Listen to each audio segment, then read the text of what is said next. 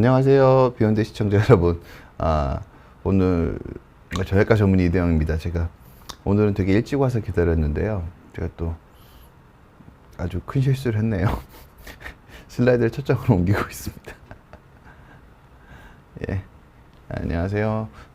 오늘 세계병원 정형외과 전문의 이대영입니다. 오늘도 토요일 3시에 여러분 4시에 오늘 뵙게 됐습니다. 오늘 강의 내용은, 오늘 제가 여러분한테 설명드리고자 하는 내용은 추간공 협착증의 원인과 치료에 대해서 설명을 드리게 될 겁니다. 추간공 협착증의 원인과 치료법에 설명을 드리는데요. 요새는, 옛날에는 추간공 협착증이 뭔지 잘 모르셨지만 최근에는 의학 정보들이 워낙 여러 군데에서 되게 자세히 설명되다 보니까 환자분들이 추간공 협착이라는 것에 대해서 어느 정도 지식을 가지고 계신 경우가 되게 많습니다. 생각보다 제가 깜짝깜짝 놀랄 때가 많고요. 그런데 어느 정도 지식을 가지고 계시긴 한데 그 지식 자체가 완결된 형태의 지식이 아니라 부분적으로 알아서 조금 오해되고 그러신 경우가 많아서 환자분들이 추간공 협착증이 어떤 것이고 추간공 협착증은 어떻게 치료해야 되는지 제대로 된 이해를 하도록 도와드리고 싶어서 오늘 강의를 마련하게 됐습니다. 특히나 추간공 협착증 같은 경우에는 좀 너무 큰 치료와 너무 적은 치료가 조금 다르게 좀 오해되면서 공존하고 있어서 허리 불편하신 분들, 특히 추간공 협착에 대해서 설명 들으셨던 분들이라면은 이 강의를 정확하게 보시고 이해를 하신다면은 필요한 만큼의 적절한 치료를 받으시는데 상당히 도움이 되지 않을까, 저는 그렇게 생각을 하고 있습니다. 오늘은 이제 강의를 시작해 보도록 하겠습니다. 제가 지난번 시간에 드렸던 강의에 대해서 잠깐 요약 말씀을 한번 드리고 가도록 하겠습니다. 11편 척추 전방 전이증의 원인과 치료법에 대해서 제가 지난 시간에 말씀드렸고요. 척추 전방 전이증의 근본적인 치료는 생활습관 교정과 수술뿐이다 라고 이해하시는 게 맞고요. 통증 치료 그리고 약물 주사 시술 등은 생활습관 교정과 동반되어야지 의미가 있지, 단순히 통증 치료만으로는 어떤 질환의 경과를 바꾸긴 어렵다라고 이해하시는 게 맞습니다. 그리고 허리 통증이 크지 않은 전방 전이증은 전방 전이증이 있다는 이유로 유압술로 치료한다고 생각하실 필요가 전혀 없습니다. 대부분의 척추 전방 전이증은 퇴행성 전방 전이증이고, 퇴행성 전방 전이증의 대부분은 25% 미만, 30% 미만이시기 때문에 이런 경우는 허리 통증이 크지 않으신 경우에는 대부분 감압술로 치료가 가능합니다. 25%, 35%라고 하지만, 30%라고 하지만 그 정도 전이가 있으면은 제가 오늘도 하나 보여드릴 텐데 정말 환자분들이 보기에도 정말 많이 어긋난 것처럼 보이는 경우를 제외하고는 어떤 객관적인 MRI나 엑스레이 소견 가지고 전방 전이증을 유압술로 바로 연결시키실 필요는 없다라는 의견이 있다는 것을 제가 여러분들한테 설명을 드렸고요. 그리고 수술이 고민되신다면은 양방향 내시경이 숙련된 의사에 들어보시는 것을 들어보실 필요가 있다는 점을 말씀드렸습니다. 왜냐하면은 그냥 내시경 치료를 한다가 아니라 양방향 내시경이 아주 숙련되면은 확률적으로 최소 침습으로 감압을 해서 척추의 불안정성을 추가시키지 않으면서 감압술로만 척추 전방 전이증을 치료할 수 있는 경우가 상당히 많기 때문에 제가 그렇게 말씀을 드렸던 겁니다. 전방 전이증으로 불편해 하시는 분들은 제 영상을 꼭 다시 한번 보셨으면 하는 생각이 있습니다. 제가 환자분들이 병원에 오시면서 이런 식으로 말씀하시는 분들이 많습니다. 한쪽 다리가 너무너무 저려요. 근데 병원에 갔더니 척추관이 아닌 추간공 협착이래요. 근데 추간공이 도대체 어디예요? 라고 물어보시는 분들이 많습니다. 제가 여러분들한테 추간공이 어디 있는지, 추간공이 왜 좁아지고 추간공이 좁아지게 하는 원인들은 무엇인지를 제가 그림으로써, 제가 색칠을 열심히 해왔습니다. 그림으로써 여러분들한테 이해시켜 드리고자 합니다. 언제나 모든 치료는 환자분들이 잘 이해하실 때 가장 결과가 좋아질 수 있다고 저는 생각을 하고 있습니다. 일단 척추 신경에 대해서 일단 한번 알아볼 필요가 있습니다. 신경, 우리가 상식적으로 하지만 팔다리가 움직이는 거는 다 신경에 의해서 움직이는 거라는 걸 알고 있잖아요. 그러면은 결국 머리가 신경인데, 브레인, 머리가 신경인데, 신경이 결국 손끝까지 가서 작용하기 때문에, 발끝까지 가서 작용을 하기 때문에 우리 팔다리가 움직이고 팔다리에 감각이 있겠죠. 그럼 머리가 계속 머리의 신경 조직이 팔다리까지 이어져야지 결국은 팔다리가 움직이고 감각을 할 수 있게 되는 겁니다. 그럼 척추신경은 머리에서 내려와서 척추신경이 시작이 되면은 이런 식으로 고속도로를 타고 이렇게 밑으로 쭉 내려갑니다. 그래서 척추관이라는 거는 척추신경이 다 사지 말단까지 가기 위한 고속도로라고 보시면 되고요. 척추관은 고속도로고요. 이 척추관이 밑으로 빠져나가는데 개별적으로 하나씩 빠져나가면서 여기서는 팔로 나가는 게 나가고, 여기는 가슴으로 나가는 게 나가고, 여기서는 다리로 나가는 게 나가고, 여기는 뭐 항문 쪽으로 나가는 게 나가고, 이런 식으로 개별적으로 하나씩 분리돼서 바깥으로 빠져나가야지 각각의 신경들이 목적지에 도착할 수 있을 겁니다. 따라서 이렇게 이해하시면 됩니다. 척추관은 신경이 내려가는 고속도로라고 보시면 되고요. 추간공은 우리 고속도로에서 목적지, 고속도로만 가지고 우리가 집에 갈 수는 없잖아요. 집이 고속도로에 있지는 않으니까요. 집은 어디 좀 고속도로에서 톨게이트를 빠져나와야지 우리가 어딘가에 도착해서 집에 갈 수 있죠. 목적지에 갈 수 있잖아요. 그래서 추간공은 개별 신경이 빠져나가는 톨게이트라고 이해하시면 될 것 같습니다. 척추관은 전체 신경들이 뭉쳐서 밑으로 내려가는 고속도로고요. 추간공은 개별 신경들이 하나씩 빠져나가는 톨게이트다 정도로 이해하시면 되실 거라고 봅니다. 이게 실제로 어떻게 생겼는지 제가 좀 보여드리도록 하겠습니다. 여기 보시면 이 가운데 구멍이 결국 여기 뭐 화면에 포인터가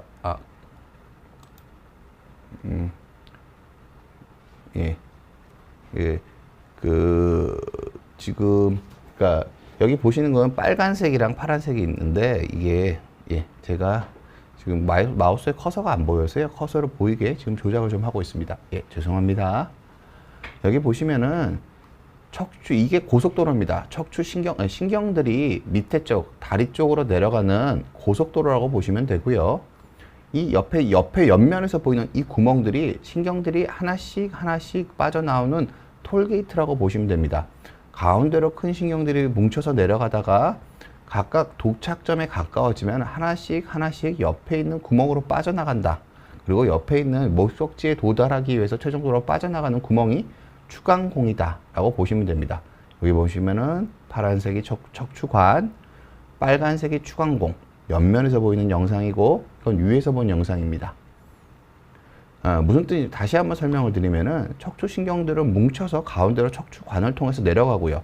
이 가운데의 통로를 척추관이라고 보고요. 척추뼈로 만들어진 척추관입니다. 신경들이 지나가는 고속도로, 신경들이 지나가는 메인 통로고요. 그리고 추간공, 척추 사이의 구멍, 즉 척추 사이에 난 구멍으로 신경들이 하나씩 빠져나오게 되는 겁니다. 그래서 이 가운데 영역을 척추관이라고 부르고 신경들이 하나씩 빠져나오는 영역을 추간공이라고 부르게 됩니다. 이렇게 이해하시면 됩니다. 그래서 추간공은 그럼 실질적으로 어떻게 생겼는지 좀 여러분들이 듣다 보면 좀 복잡하시겠지만 차분하게 그냥 들으시고 나중에 그림 위주로 다시 한번 보시면 충분히 이해하실 수 있습니다. 추간공은 옆에서 봤을 때 이렇게 보이는 구멍인데 실제로 이 추간공이 이건 뼈만 본 거고요. 실제로 이 추간공이 어떻게 열어져 있냐면은 척추뼈 사이에 디스크가 있고요.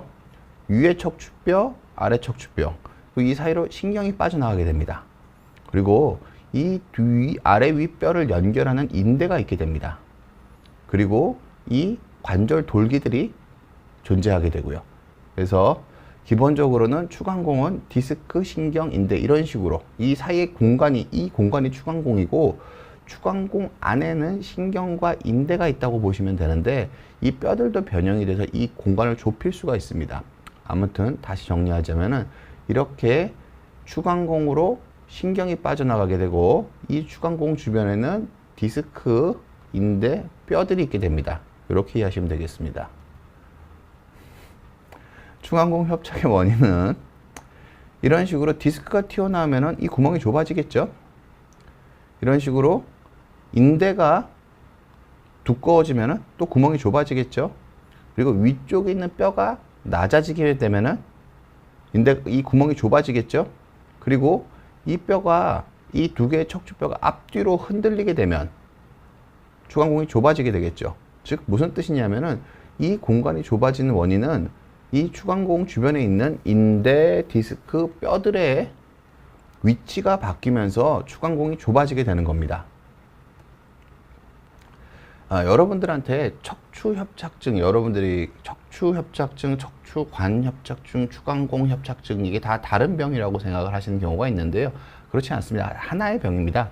척추협착증이 있는 거고요. 그 중에 척추관이 좁아지면은 척추관협착증이라고 부르고요.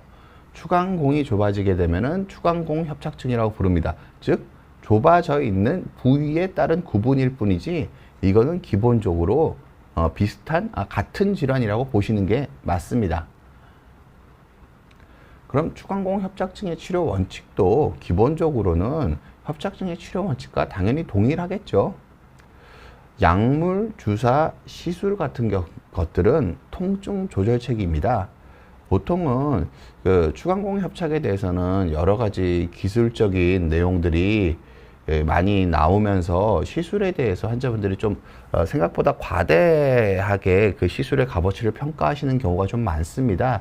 그게 그런 이유가 있기는 합니다. 제가 그걸 설명을 드리긴 할 텐데, 그러니까 추간공 협착을 그게 유압술로 치료하려고 하니 유압술을 하기는 너무 국소 병변이 좀 제한적이고 그래서 유압술을 하기도 그렇고, 그런데 환자들은 많이 아파하는데 그걸 해결을 해줘야 되겠는데 이걸 좁아진 거를 제대로 넓혀주고 싶은데 넓혀주는 거에 대해서 열어서 수술하는 것도 마땅치 않은 이유가 좀 있습니다. 그리고 유압술하는 건 너무 과한 것 같기도 해서 추간공 협착증이 상대적으로 치료가 잘 안 되고 있기 때문에 치료에서 좀 중요도를 좀 떨어지게 보는 경우가 좀 많아서 환자분들께 시술이 좀 발달해 있습니다. 이 부분 쪽에서는 특히나 추간공 협착증에서는 흔히 이게 제가 그냥 환자분들이 많이 아는 순서로 제가 얘기를 한 거고요.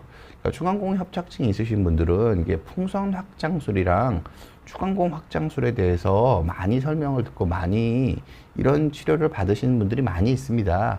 그런데 제가 요거에 대해서 분명히 좀 짚고 넘어가는 게 환자분들한테 오해를 좀 적게 만들기 위해서 제가 좀 설명을 좀 드릴 필요가 있지 않나 싶습니다. 그러니까 제가 이걸 비난하는 게 아니라 전 이런 치료들이 충분히 효과가 있을 수 있다고 생각을 합니다. 그런데 효과가 있고 비교적 안전하다고 생각을 합니다. 근데 문제는 이걸 통증 치료라고 인지를 하신 상태에서 환자분들이 치료를 받으셔야 됩니다. 무슨 뜻이냐면은 우리가 척추에서 풍선 확장술이라고 설명을 하면은 심장에서 스텐트 넣는 거랑 비슷하게 생각하시는 경우가 있습니다. 심장 혈관에 스텐트를 넣는 거랑. 근데 심장 혈관에는 풍선으로 부풀리고 나서요 스텐트를 넣습니다. 실제로 그 좁아진 공간이 다시 넓어진 상태를 계속 유지하도록 스텐트를 넣어주는데요.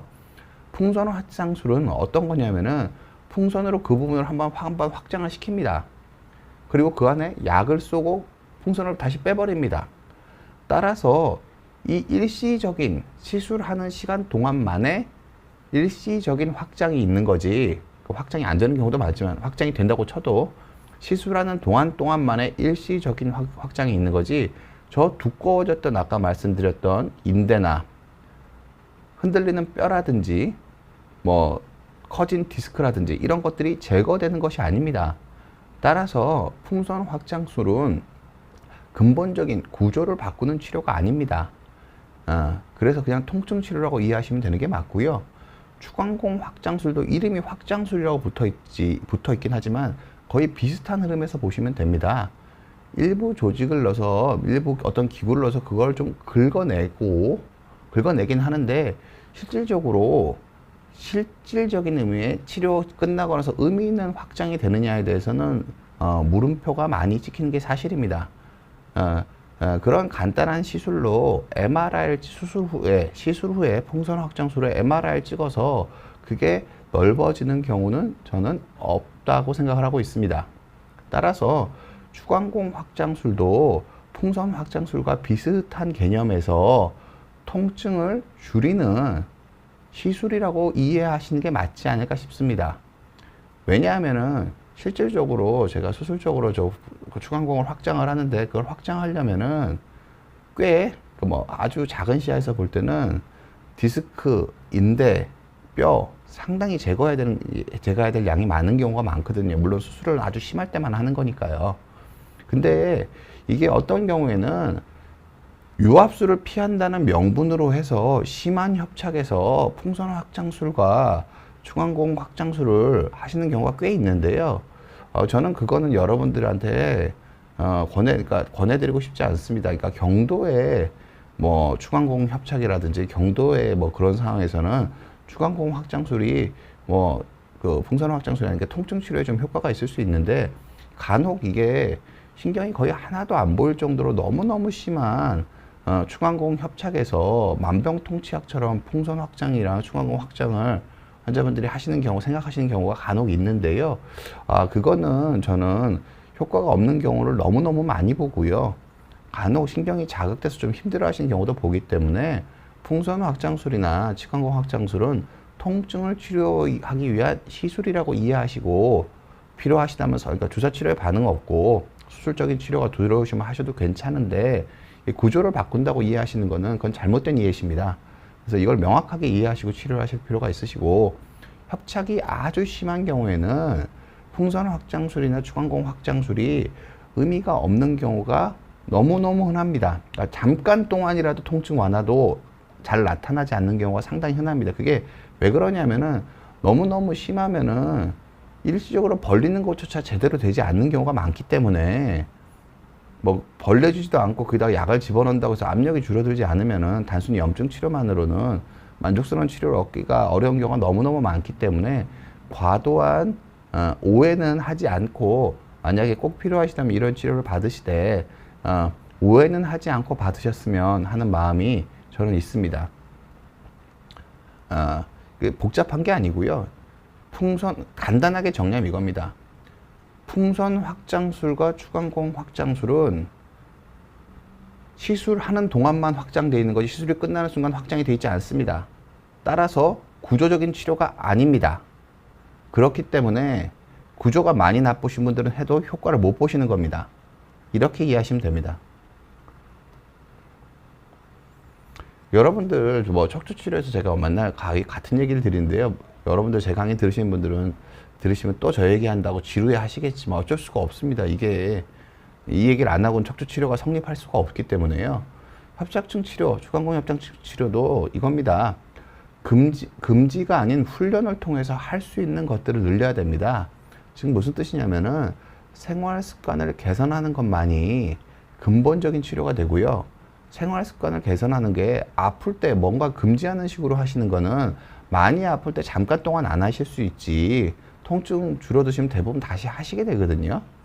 그럼 통증이 있을 때 다시 통증이 안 생기기 위해서 자세나 생활 습관이나 그래서 근본적인 그 노력을 통해서 개선을 해야 되고, 이런 부분들에 대해서는 제가 다음 달 중에 다른 계획으로 여러분들 좀 더 자세히 말씀드릴까 하는 생각을 가지고 있습니다. 금지가 아닌 훈련을 통해서 할 수 있는 것들을 늘려가는 것이 생활 습관 개선이고, 그게 저는 근본적인 치료에 조금 더 가깝다고 생각을 합니다. 이런 식으로 바른 자세를 스스로 만들어 가려고 노력을 하시고, 이런 식으로 바르게 허리 숙이는 걸 스스로 만들어 가려고 노력하시는 것만이 근본적인 치료라고 저는 확신하고 있습니다. 뭐 저희 병원에서는 이 세 가지를 주로 가장 핵심적인 재활이라고 생각을 하고 있습니다. 복부 호흡, 바른 자세 만들기, 바르게 숙이기. 이거는 근데 사람마다 다 조건이 다릅니다. 근육이 아주 많으신 분도 있고 근육이 아주 적으신 분도 있으시기 때문에 모두한테 다 해당되는 복부 호흡법이 있을 수가 없고요. 사람마다 뼈의 골격이 다르고 팔다리의 무게가 다르고 척추에 이미 변형이 와 있는 사람이 있기 때문에 누구나 기계적으로 겉모습만 보고 이렇게 하는 게 바른 자세라고 얘기할 수가 없습니다. 그리고 바르게 숙이기도 마찬가지입니다. 사람마다 척추의 퇴행의 정도가 다르고 발달할 수 있는 근육의 정도가 다르기 때문에 모든 사람이 멋있는 역도 선수처럼 바르게 숙일 수 있는 건 아닙니다. 그렇지만 그 원리는 스스로 깨달아서 적용해 보시려고 노력하셔야 된다라는 게 제가 생활습관 교정에서 꼭 드리고 싶은 말씀입니다. 추간공 협착증이 수술이 필요한 경우는 뭐 똑같습니다. 협착증과 보존적인 치료의 실패, 바른 자세가 유지가 안 될 경우, 다리 힘이 점점 떨어질 경우, 감각이 둔해질 경우, 바른 자세가 유지가 안 되는 거는 바른 자세가 나빠지면 허리가 더 빨리 망가질 수 있기 때문에요. 그런 거고요. 그리고 다리 힘이 떨어지시는 경우는 보통 운동신경의 영구마비 가능성을 가지고 가는 겁니다. 감각이 둔해지는 거는 감각신경의 영구 손상 가능성을 가지고 가시는 거라고 보시면 됩니다. 결국 추간공 협착증을 치료하는 방식은 그냥 압력을 줄여주는 겁니다. 환자분들을 아직도 제가 방송에서 감압술이 진짜 치료라고 정말 많이 말씀을 하시는데 제 외래를 오시는 분 중에 여전히 90% 이상은 협착증은 나사못 박는 거라고 계속 얘기를 하셔가지고 제가 그거 아니라고 계속 말씀을 드리고 유튜브 영상도 보라고 하시는데 그게 왜 그러냐면은 제 영상을 보고 계신 분들도 많은데 왜 그러냐면은 주변에 협착증 치료에서 나사못 박은 사람들의 고통과 힘들었던 경험들이 너무 무서우시고 그게 너무 몸에 각인이 돼 있어서 감압술이 치료의 기본이라는 거를 제가 계속 설명드리는데 환자분들이 그걸 잘 받아들이지 못하시는 것 같습니다. 보시면은 이런 식으로 결국은 튀어나온 디스크와 인대를 제거해서 신경에 눌리는 것을 제거해 주시는 것이 협착증입니다. 당연히 좁아지게 만드는 구성 요소들을 다 없애서 좁아지지 않은 상태, 감압, 압력을 줄여주는 상태를 만드는 게 협착증, 추간공 협착증의 치료라고 보시면 됩니다. 보통은 추간공 협착증은 기본적으로는 양방 내시경이 도입되기 전에도요, 해외 사례를 보면은 이것도 RCT라고 부르는데 환자군을 나눠서 비교해서 한 연구인데요. 어찌됐든 25% 미만의 전방 전이가 있는 경우를 포함하더라도 5년 동안 척추를 유압술, 나사못을 박은 치료랑 비교했을 때 전혀 떨어지지 않는 결과를 보여줬다고 되어 있습니다. 즉, 추간공 협착증은 충분히 감압술만으로도 만족스러운 결과를 얻을 수 있다는 게 학문적으로 어느 정도 입증이 되어 있습니다. 제가 추간공 협착증의 치료 사례, 감압술로 치료한 사례들을 좀 보여드리도록 하겠습니다. 여기 보시면은 62세 여자 환자분이시고 척추뼈가 굽혔다 폈다 할 때 보시면은 좀 어긋난 게 보입니다. 여기 4, 5번도 어긋나 있고 5번 척추 1번도 좀 어긋나 있습니다. 폈을 때는 괜찮으시고요. 근데 전방전이는 심하지 않으신데 노란 선이 끊어진 게 보이시죠? 척추뼈가 어긋나 있는 겁니다. 이렇게 어긋나 있으면 아까 말씀드렸던 것처럼 추간공이 좁아지겠죠? 이런 식으로 신경, 디스크, 인대가 있는데 척추뼈가 어긋나니까 이게 좁아지는 겁니다. 여기 보시면은 요게 신경, 그리고 요게 인대. 제가 잠깐만요. 포인트. 이걸 눌러야 되나요? 레이저 포인트 펜. 화살표가 또 안 나오네요. 아무튼 노란색이 조작 좀 부탁드릴게요. 노란색이 신경이고요. 파란색이 인대고요.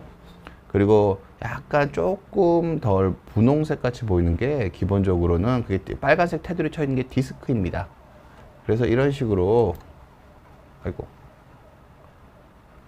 이런 식으로 이게 디스크가 튀어나와 있고 인대가 두꺼워지면서 신경이 밀려서 위로 올라가 있는 겁니다. 여기도 마찬가지고 디스크가 튀어나와 있고 인대가 튀어나오면서 추간공이 거의 좁아져서 원래는 정상적으로 이렇게 추간공 주변에 지방들이 보여야 됩니다. 근데 이 지방이 하나도 안 보이고 추간공이 꽉 막혀 있는 상태, 이게 추간공 협착이라고 보시면 됩니다. 시술엔 시술은 이분이 2번 하셨었고 전이증도 같이 가지고 계신 경우입니다. 이걸 개방성으로 치료하는 경우에는 유압술을 권할 수밖에 없는 상황이시긴 합니다. 이분도 무슨 뜻이냐면은 척추 전방 전이가 2마디나 있는데 개방성으로 안 그래도 전방 전이가 어느 정도 있는 상태에서 개방성으로 유압술을 하게 되면은 허리가 조금 더, 그러니까 저 경우는 그렇습니다. 제 경험으로는 개방성으로 그러니까 감압술을 하게 되면은 이게 전방 전이가 더 심해질 가능성이 있어서 2마디 유압술을 권유할 가능성이, 그러니까 제 감압, 열어서 감압하는 제 수준이 조금 그렇게 뛰어나진 않아서 그럴 거라고 생각합니다. 해외 사례 보면 그렇지 않은 경우가 분명히 있는데, 어찌됐든 저는 척추뼈가 상당히 흔들리는 경우이기 때문에 두 마디를 나사못을 박아서 유압을 하는 유압술을 선택하게 될 것 같고요. 양방향 내시경으로 치료하는 경우는 보통 원칙적으로 여러분들이 진료를 보실 때 외래에서 주사 치료가 가능한 병원에서 진료를 보시는 게 좋습니다. 왜 그러냐면은 특히나 추간공 협착 같은 경우는 실제로 협착이 있으신 분들 중에서 증상이 별로 없으신 분들이 있으시기 때문에 실질적으로 보시는 것처럼 아래에 엑스레이 그림처럼 주사를 놔서 실제로 주사를 놔서 이게 실질적으로 이 추간공에 주사를 줬을 때 증상이 어느 정도 줄어드는 효과가 잠시라도 나타나는지를 보통 확인을 해야 됩니다. 이게 잠시라도 나타나는 효과가 나타나는지를 확인해서 효과가 나타나면 이분은 전방전이증 때문에 아픈 게 아니라 추간공이 눌려서 아픈 거라고 확인이 비로소 MRI상 보이는 소견을 실제 환자 증상으로 확인을 하게 됩니다. 이렇게 확인하고 나서 이분 같은 경우에는 전후방 저리는 생활 습관으로 관리하시는 방향으로 하고, 여기 보이는 추간공은 그냥 내시경으로 넓혀주는 형태로 하고 있습니다. 보통 일반적으로 환자분들이 다른 병원들에서 설명 들을 때 어차피 나빠질 거 미리 수술하자고 설명을 듣고 오시는 경우가 간혹 있으신 것 같은데요. 그건 현명치 않습니다. 무슨 뜻이냐면은 척추가 얼만큼 망가질지에 대한 속도는 그 누구도 모릅니다. 왜냐하면은 환자들마다 쓰는 양이 다르기 때문에, 생활 습관이 다 다르기 때문에 이게 어느 정도의 속도로 망가질지를 섣부르게 예단할 수가 없습니다.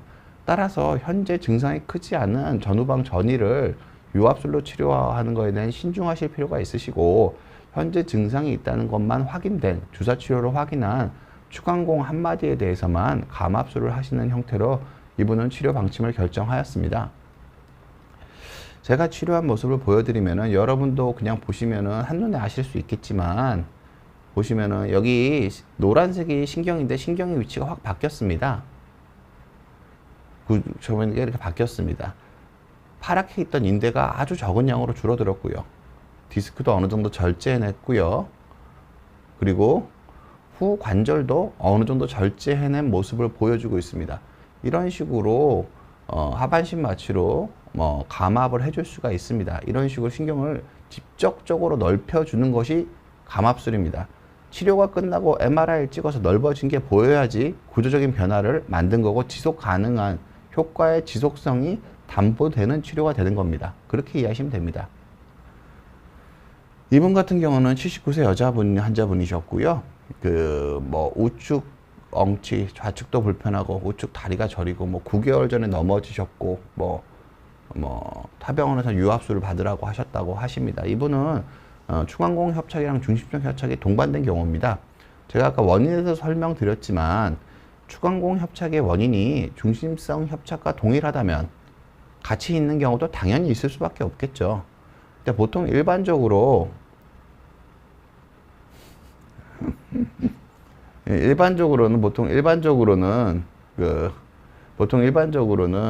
어떻게 말씀을 드리냐면은요. 일반적으로는 어떻게 말씀드리냐면은 이게 추간공 협착이랑 중심성 협착이 같이 있으시다면은 기본적으로는 원칙적으로는 대부분의 경우에 기존의 치료 형태에서는 다 유압술을 하는 걸로 치료를 하고 있습니다. 그러니까 양방 내시경을 제외하고는 이거를 감압술로 치료하는 게 어렵습니다. 이게 기술적인 이유인데 제가 반복적으로 말씀드리고 있는 부분이지만, 아무튼 영상을 보시면은 이렇게 왼쪽 두 개 있는 영상처럼 노랗게 추간공이 매우 좁아져 있고요. 가운데 중심성 척추 간 협착도 어느 정도 있으신 편이셨습니다. 이걸 개방성으로 치료를 하시게 되면은 한 마디에 두 군데 협착이 있으시기 때문에 이건 개방성으로 치료하려면은 유압술을 해야 됩니다. 뒤에를 다 드러내고 유압을 해야 되는데요. 이거를 양방향 내시경으로 치료하는 경우에는 허리 통증이 크지 않고, 환자분 같은 경우에는 중심성 협착의 증상을 가지고 계셨습니다. 허리를 펴기가 어렵고 양측 엉치 통증을 어느 정도 같이 가지고 계셨기 때문에 원칙적으로 한쪽 추간공이 눌려 있으면 한쪽 증상만 있으셔야 되는데 양쪽 엉치 통증이 있으셔서 중심성 협착과 추간공 협착을 동시에 치료하실 계획을 세웠고요. 하반신 마취에서 한 부위 두 곳에 대한 감압술을 진행했습니다. 여기 보시는 것처럼 치료 전에 좁아져 있던 것이 치료 후에 넓어졌고요. 수술 후 이틀째 통증이 3분의 1 정도로 줄어드셨습니다. 기본적으로는 그러니까 결국 뼈, 인대, 디스크를 제거해서 상당량을 제거해서 조만큼 늘렸습니다. 기본적으로는. 같이 치료를 하면서 중심성 협착에 대해서도 감압술을 같이 진행했고, 치료 전과 비교했을 때 왼쪽이 치료 전이고 오른쪽이 치료 후인데 확연히 넓어진 척추관의 모습을 보실 수가 있으실 겁니다. 이게 뼈를 얼만큼 절제한 거냐 하면은요, 여기 CT, 3D 3차원 CT 영상인데, 여기 보시면은 노란색을 지웠다 뺐다 지웠다 뺐다면 뒤쪽에 아주 작은 틈, 뼈가 살짝 올라 있는 것만 제거가 된 겁니다. 즉 최소한의 골절제로 그러니까 내시경이 현미경보다 시야가 훨씬 더 좋습니다. 그래서 최소한의 골절제로 통증을 환자분의 그 추간공 협착을 해결을 했고요. 수술하고 이틀째 통증은 3분의 1 정도로 줄어들었다고 말씀을 하셨습니다. 이분 같은 경우에는 다분절의 중심성 협착이 동반되신 경우입니다. 83세시고 왼쪽 다리 저리고 왼쪽 엉치 아프시고 10년 전부터 증상이 있으셨고 지속적 약물 치료와 주사 치료에 반응이 없으셨고 한 달 전부터 보행도 어렵다고 하셨습니다. 고혈압, 뇌동맥류, 백내장, 고지혈증, 연세 드신 분이 있으니까 여러 가지 질환이 많이 있으셨습니다. 여기 MRI 보면은 어마어마할 정도로 추간공이 막혀 있습니다. 까만색, 노란색을 제외하고 밑에 있는 두 가지 색깔이 하나는 디스크고 하나는 인대인데요. 어마어마하게 두꺼워져 있어서 신경을 강하게 압박을 하고 있습니다. 여기 중심에 대해서 중심을 신경이 지나는 중심 통로를 보면은 중심 통로도 두 곳이 상당한 정도로 막혀 계셨습니다. 이걸 개방성으로 치료하려면은 두 부위 감압이 필요한 한마디는 유압술로 피할 수 없고요.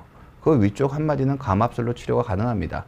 근데 83세 어르신한테 유압술이냐 감압술이냐는 정말 뭐 70대 어르신한테도 차이고 60대한테도 차이지만 83세 어르신한테 유압술이냐 감압술이냐, 그리고 또 열어서 하느냐 열어서 하지 않느냐의 차이는 결정적입니다. 어찌됐든 개방성 수술을 하게 되면은 3, 4번 감압술에 4, 5번 유압술을 피할 수 없습니다. 양방 내시경으로 치료하는 경우에는 환자분 허리 통증이 적기 때문에 기본적으로 허리도 잘 안 펴지시고 양쪽 엉치 통증도 있으시기 때문에 추간공 협착 한 군데와 중심성 협착 두 군데를 그냥 두 마디 세 부위에 대해서 감압술을 시행하시면 됩니다. 이런 식으로 치료 전에 좁아져 있던 신경이 치료 후에 확 넓어진 게 보이고 있습니다. 이런 식으로 좁아져 있던 신경이 확 넓어지게 되는 것입니다. 척추치료는 여러분들이 어렵다고 생각하시는데요. 척추치료처럼 간단한 게 없습니다. 신경 눌려 있으면 안 눌리게 해주는 게 척추치료의 90%입니다. 90%. 환자분들이 증상 표현이 다양해서 그렇지 척추치료에서 의사가 하는 일은 압력을 줄여주는 것 빼고는 의사들이 하는 일이 별로 없습니다. 그게 의사들이 하는 치료의 거의 대부분을 차지합니다. 변형 교정 같은 거나 아주 흔들리는 경우를 메인으로 치료하는 경우는 그렇게 많지 않습니다. 척추관 보시면은 치료 전에 좁아져서 신경이 꺼멓게 보이는 것들이 확 넓어져서 아주 연한 색으로 보이는 게 관찰이 되실 겁니다. 여기 전후를 보시면은 척추관이 넓어지신 거를 아실 수가 있으실 겁니다. 이분 83세 어르신이고 하반신 마취로 2시간 정도 시간이 걸려서 두 군데 세 부위에 대해서 무난하게 감압이 됐고요. 수술하고 3일째 한쪽 다리 저리던 거 아예 없어지셨다고 하셨고 허리 안 펴지던 것도 없어지셨다고 하셨습니다. 중심성 협착도 보시는 것처럼 확 넓어졌고요. 여기 3, 4번이었고요. 이건 4, 5번도 보시는 것처럼 확 넓어졌습니다. 신경이 눌려서 피부를 꼬집어서 3분의 1로 만들어도 아플 텐데 신경을 꼬집어서 이렇게 눌러 놓으면은 다리 쪽으로 신경 전도가 제대로 되기가 어렵습니다. 그래서 어느 정도 이상의 심한 협착이 있으시면은 치료를 생각을 해 보셔야 되는데 왜 그러냐면은요. 연세가 드시면 근감소증이 몇 억짜리 보약을 먹어도 연세가 드시면은 다 근감소증이 생깁니다. 70대 초반 그럴 때는 내가 어떻게 버티실 수 있는데 이게 연세가 많이 드시면은 버티다 보면은 통증이 확 커지는 게 아니라 못 걷는 형태로 나타나기 시작하십니다. 허리를 잡아주는 근육량이 자꾸 떨어지기 때문에 운동 필요하다고는 하지만 세월을 거스를 수 있는 운동은 없기 때문에 고도의 협착이 있으신 분들은 충분한 치료에 반응이 없으신 경우에는 안전한 치료를 생각해 보시는 게 환자분들한테 저는 현명하다고 생각하고 있습니다. 제가 추간근 협착에서 유압술로 치료하는 경우에 대해서도 여러분들께 안내를 드리도록 하겠습니다. 이분은 전방전이증이 동반되신 경우였습니다. 연세가 젊으시죠? 57세고 네, 왼쪽 다리가 저리시고 3개월 전부터 심해지셨고 왼쪽 다리에 점점 힘이 떨어진다고 하시고 일상생활이 거의 불가능하시고 지속적인 주사치료에 반응이 없다고 하십니다. 허리 통증도 좀 있으시고요. 이분은 파킨슨을 진단받으셔가지고 기본적으로는 운동이나 재활이 조금 더 역할을 하기가 좀 어려우신 경우였다고 생각을 합니다. 이번 엑스레이를 보면은 협부결손이라고 제가 전방전이증 강의에서도 말씀드렸지만 척추뼈에 연결된 부위가 부러져 있는 형태셨습니다. 그래서 노란색 선을 보면은 척추뼈가 상당히 많이 밀려 있습니다. 보통 요 정도 밀리시게 되면 이제 유압술이 가까이 있으신 거라고 보시면 됩니다. 그러니까 엑스레이상 봐서 이렇게 겁나게 보통 환자분들이 그냥 감으로 봐도 이게 3분의 1일지 4분의 1일지 잘 모를 정도로 밀려 있는 정도라고 보이실 거예요. 밑에 있는 뼈랑 위에 있는 뼈랑 선을 보면은 이 정도로 밀리면은 이제 유압술에 대해서 조금 생각을 해 보셔야 됩니다.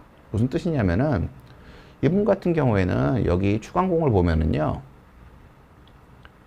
신경이 노란색 양쪽 다 어마어마하게 눌려 계시고요. 이거는 척추뼈가 앞으로 미끄러지기 때문에 추간공이 좁아지는 게 당연한 겁니다.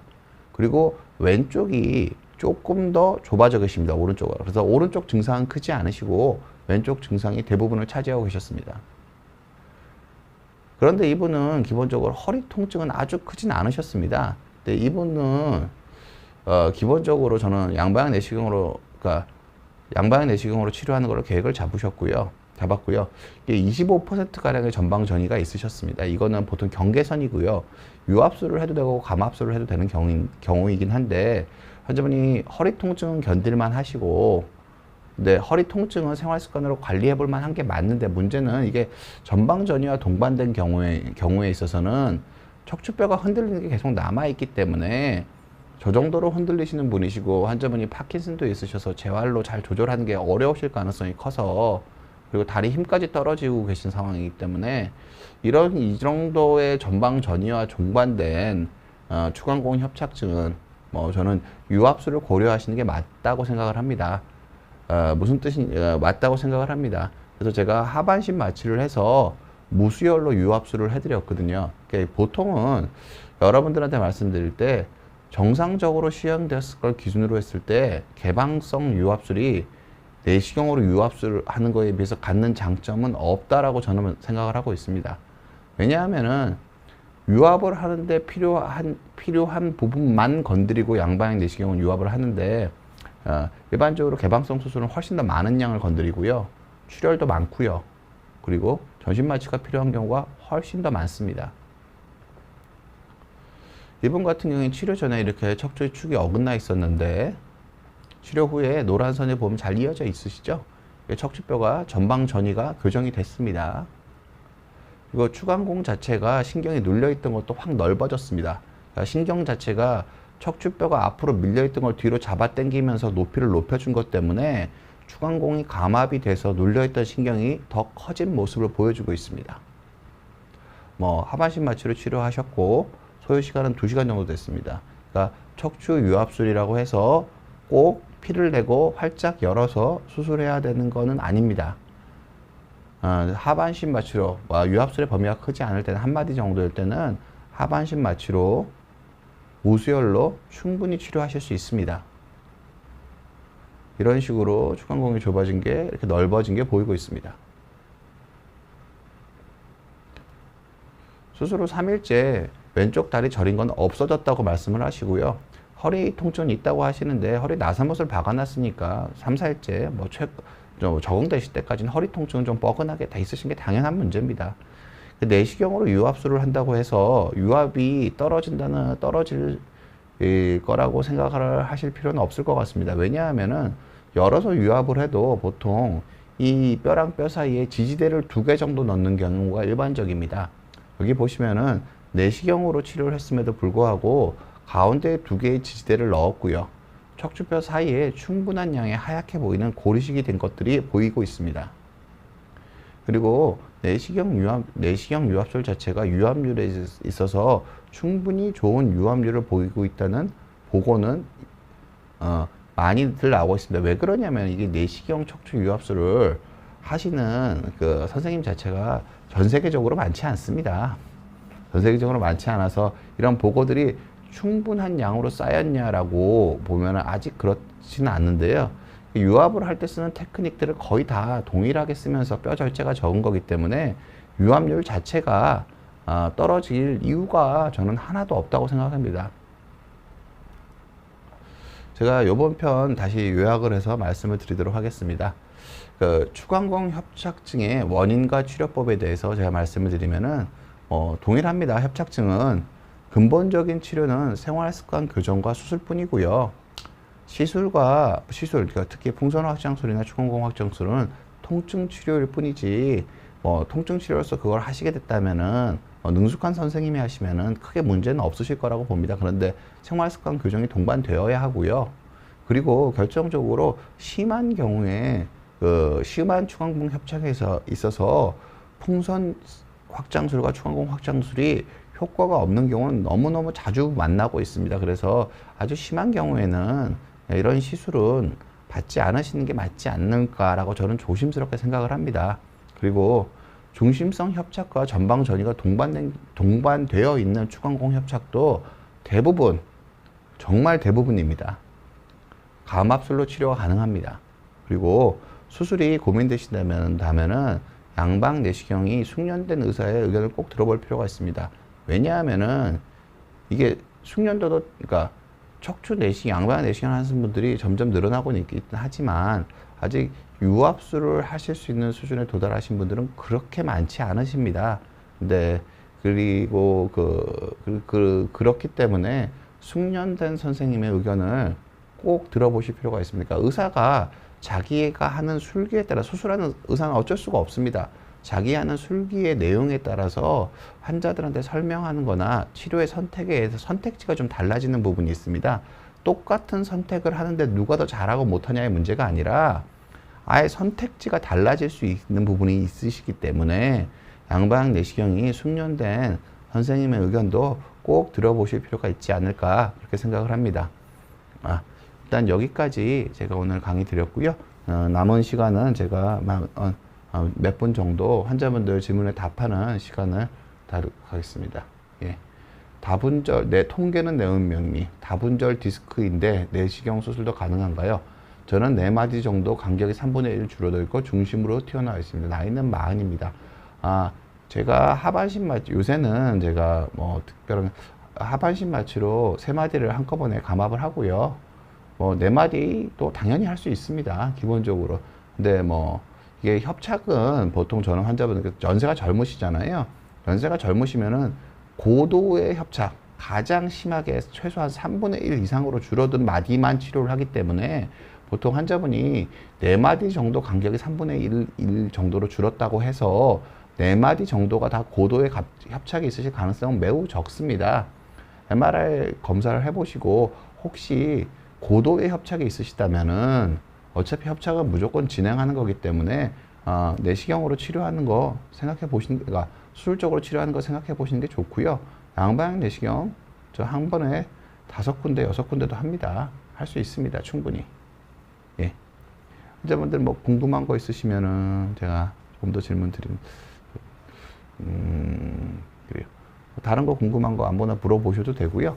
일단은 제가 조금 여러분들한테 드리고 싶은 말씀이, 제가 그럼 아까 좀 건너뛰었던 내용을 조금 더 자세히 한번 말씀을 드리겠습니다.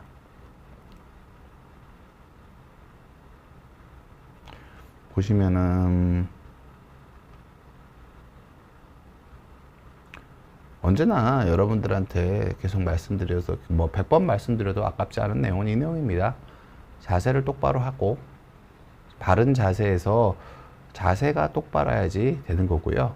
이 자세라는 거를 사람이란 동물은 걷는 동물이기 때문에 거기가 사람이란 동물은 보통 기본적으로 환자분들이 자세를 바로 해야 한다는데 이게 문제는 뭐냐면은 사람마다 팔다리의 무게가 다르고 변형이 이미 와 계신 분들이 있습니다. 그래서 내가 생각하기에 이 자세가 옳다고 해서 너무 그런 걸 기계적으로 다른 사람한테 그렇게 하라고 하시면 안 됩니다. 보통 뼈가 휘어 있는 사람한테 억지로 피라고 하면은 그게 가능하지도 않을 뿐더러 억지로 피다 보면은 그게 스트레스가 되고 실질적으로 허리에 더 무리가 갈 수가 있습니다.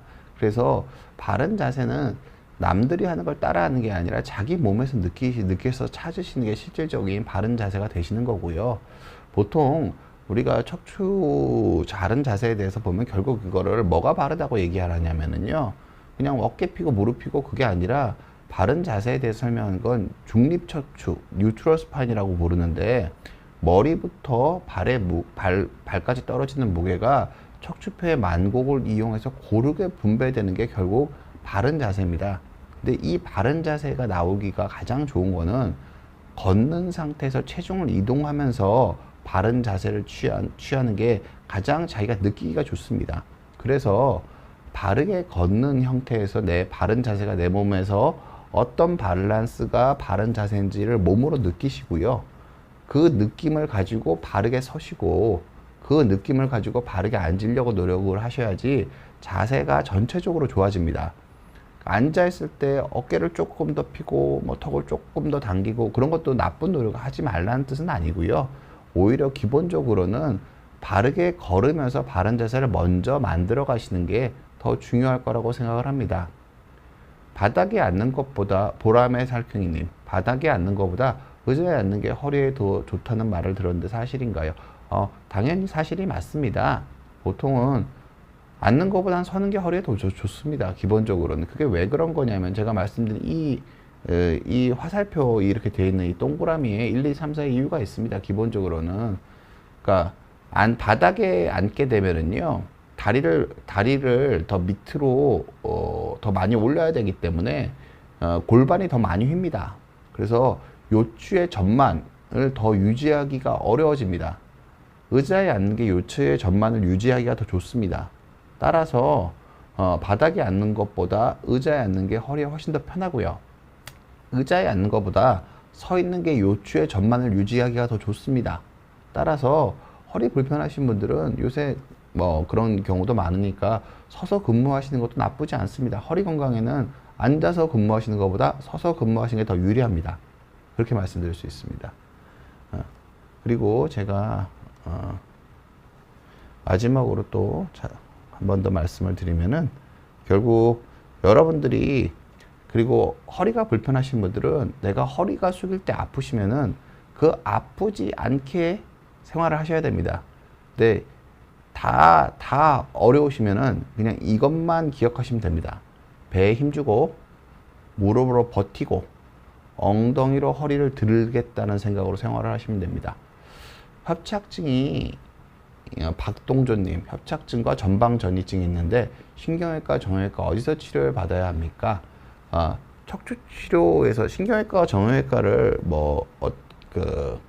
척추에 대해서는 그러니까 신경외과나 정형외과 선생님들이 많이 교류하고 있기 때문에 그 신경외과인지 정형외과인지 저는 그렇게 중요하다고 생각을 하지 않고요. 수술을 잘하는 사람들 치료를 잘하는 사람들 치료받는 게 중요합니다. 근데 신경외과 의사가 되게 많고 우리나라 척추정형외과 의사가 되게 많은데 평균적으로 어떤 한 과의 의사들이 어떤 한 과보다 수술을 잘할 확률이 그렇게 높지 않다는 걸 생각해 보면 금방 아실 수 있을 겁니다.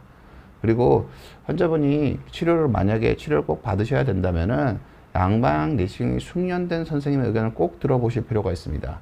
왜냐하면은 양방향 내시경이 숙련된 분은 유압수를 하지 않고 협착증과 정방전이증을 치료할 확률이 매우 높습니다. 그래서 양방향 내시경이 능숙하신 선생님의 의견도 꼭 들어보셔야 됩니다. 박동준님은 전 그걸 추천드리겠습니다. 오늘은 제가 시간을 많이 오버하지 않았네요. 예, 그래요. 뭐 주말 잘 보내시고 오늘 저랑 강의 함께 해주신 여러분들 너무너무 감사합니다. 건강하십시오.